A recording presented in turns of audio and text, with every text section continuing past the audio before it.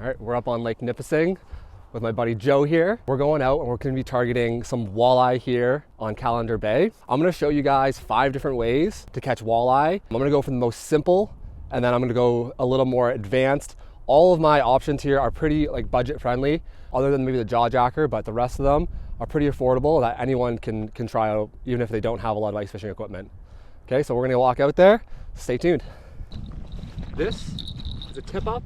And this might be one of the most affordable and easy things to get you started on ice fishing. I honestly think every ice fisherman should have one of these or some kind of second line, because most places have that second line option. It's a really handy tool to have set up outside your shack or away from where you're fishing to maximize the area you're in. So essentially the way it works, you have your minnow down here, and this is like a free spool. When the fish grabs it, they're not gonna be able to feel, but the, set this properly. So when the fish grabs the line, this spins, the flag goes up, the bells pop, and then you come and set the hook. So all I'm using, so we're fishing for walleye today, so I'm using a small treble hook, and then I'm attaching a minnow. So then I'm going to attach a minnow. So I'm going through the back, behind the dorsal fin. Just like this. Okay. So behind the dorsal fin, and that's just gonna free spin, and hopefully we got a fish. Okay, so then you can also make these out of some foam, but I have these pre-made, pre-bought ones, and it just sits so the hole doesn't freeze up. Bring it off the bottom just a bit, right in here.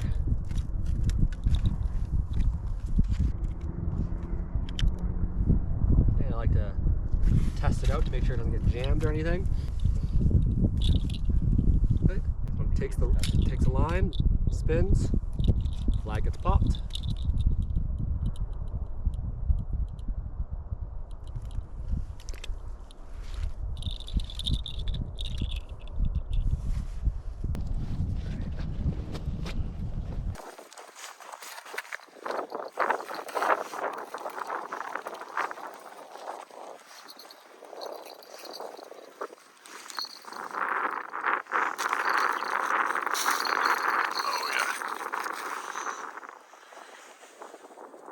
Maybe not.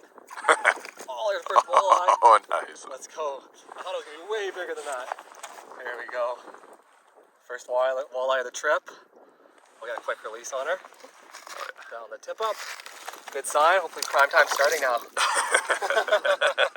Ballin'.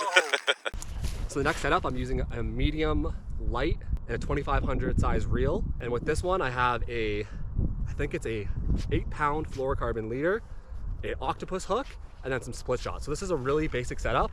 And again, like, you don't need a fancy rod for this. And I actually use this reel for open water as well for panfish. Okay, for this one, I'm not gonna use the biggest minnow. Same kind of deal. Really here.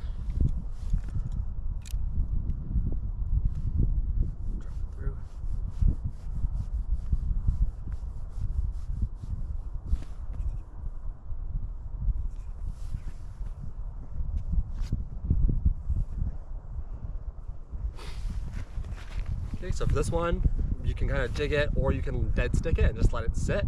I have this little rod holder here for now, and I'm just gonna let it dead stick. Again, maybe a foot or two off the bottom here. Last thing's gonna be the hole cover, right here. Make sure nothing freezes up, and we'll be good to go. Oh my God, this is a good one. This is a good one.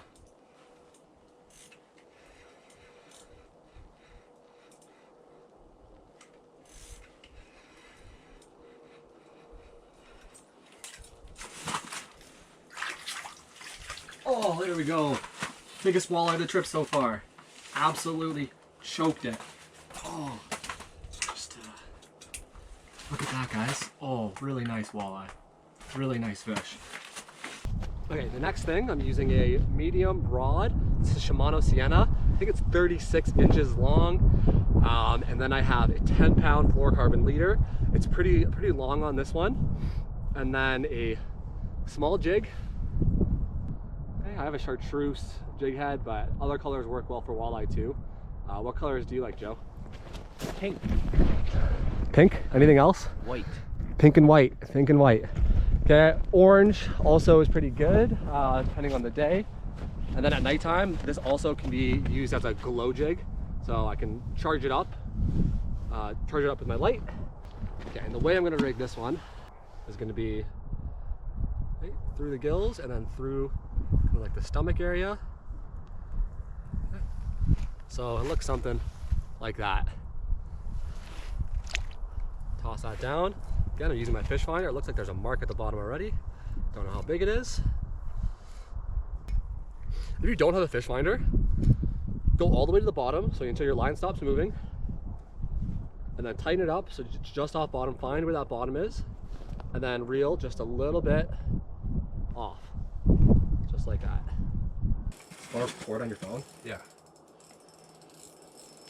Let's got the flash on. That's all right. Try to keep it right in the center. There it is.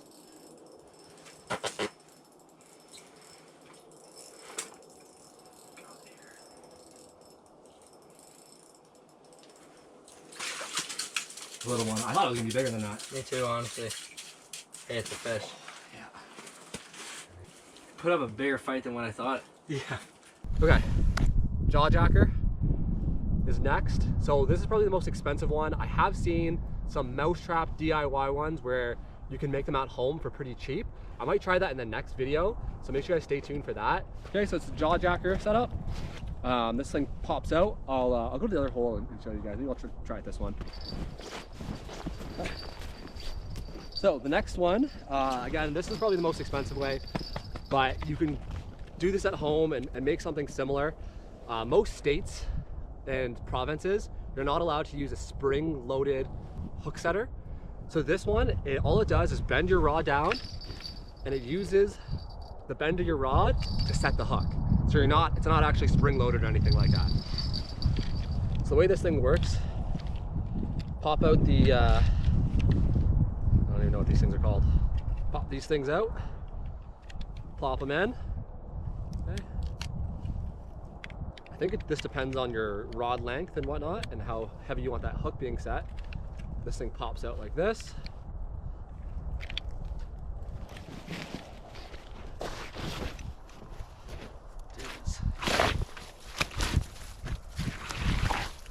Might need that scoop again.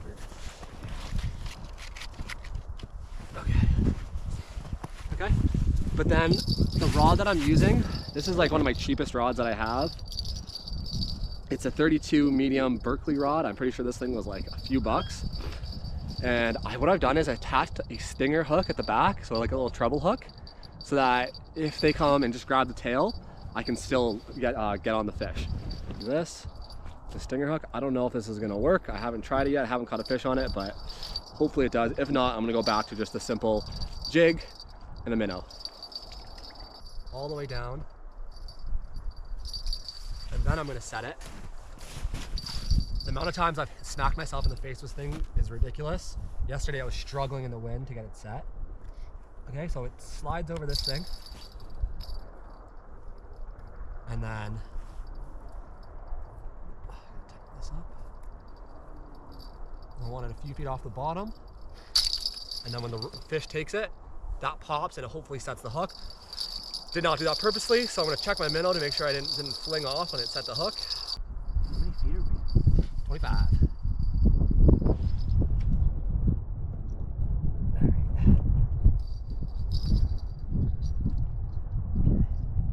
Sometimes you might need to tighten this thing up a little bit. Again. Off the bottom. And then set. Awesome. And for this one, you want to make sure that your line is free, and you definitely want to make sure that you have a hole cover for this one. Okay, so just something like that.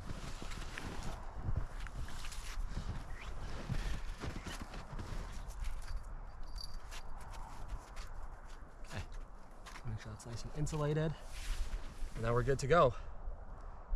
All right, next step, I think we're gonna set up the shack, and then I'll show you the final way that I like to catch walleye, which will be with lures. but we'll show you guys that stuff in the shack.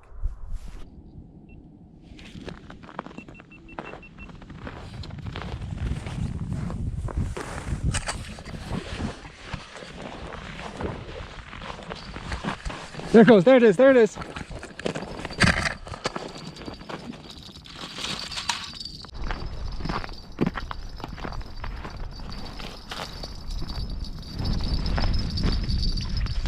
Little guy, little baby walleye. Little BB. Wow. Came back a couple times. It's awesome. Made cast get out of the hut again. Quick release. So we got our full setup here. Okay. So I got jaw jacker over here. Joe's jigging right here. Dead stick. We got our hut. Nothing going on in the hut yet, but I think I'm gonna put a hole somewhere else in this area. And then I'll give you a little tour of our shack right now. We got the full door on the Eskimo Mr. Buddy heater. Then I have 2 chairs, a couple mats, rods, glove storage, and it's already getting nice and toasty in here. It's awesome. Okay, so the next thing I want to talk about is baits. So using actual lures for walleye can be really effective, sometimes even more effective than live bait. So if you don't have access to live bait or minnows, even dead minnows, I know some states or provinces don't allow live bait, using different style lures are really good. So I like to use 3 different types of lures. First one are little spoons. So using spoons are great when you're vertical jigging. They can catch multi-species. Tipping it with a little bit of a minnow or not, you can just use it straight up. Works really well. So here's an example. So there's a couple different kinds of spoons here. Here's one by Frostbite, and then here's another one by Northland. It's a little bit heavier and it also has a little rattle in it. It can be really good for calling in some fish. But this dinner bell has been pretty productive for me. Again, this is by Frostbite. Really dig the color here, that like pink and silver. Okay, has been working really well. Okay, the next thing I like to use are rattle baits. So this is one by Rapala. You can hear that rattle. And this is another Frostbite Tantrum. It has a different style rattle. So depending on the day, something more aggressive and something a little more subtle, I would use the Frostbite. Okay, and the last thing, we got some different size jigging wraps. Let's see if I can get these bad boys out. These different jigging wrap things. Okay, you can get them from different companies as well. It doesn't have to be the Rapala ones. Okay, these are the smaller version, great for perch. Also caught walleye on these, especially when the bite's finicky. Okay, but using a bigger style like that in open water, I did really well with this. So I'm gonna try that at some point. It's a little bit bigger than these small ones that I've been using, but I think that might produce some good bites here. Okay, so that's the 5 ways I would set up for walleye. Again, do whatever you're comfortable with. If you only have the budget to set up a couple of tip-ups, that's all you really need, right? If you could set up just 2 tip-ups, or if you're allowed 2 tip-ups, you can do 2. You can, some places you can do 10. Again, check your state or provincial laws before you go out fishing, just to know how many lines you can have out. So now we're gonna try to catch some fish, and hopefully we can get it done. I think Joey might be getting some bites out there, so stay tuned. Let's get it.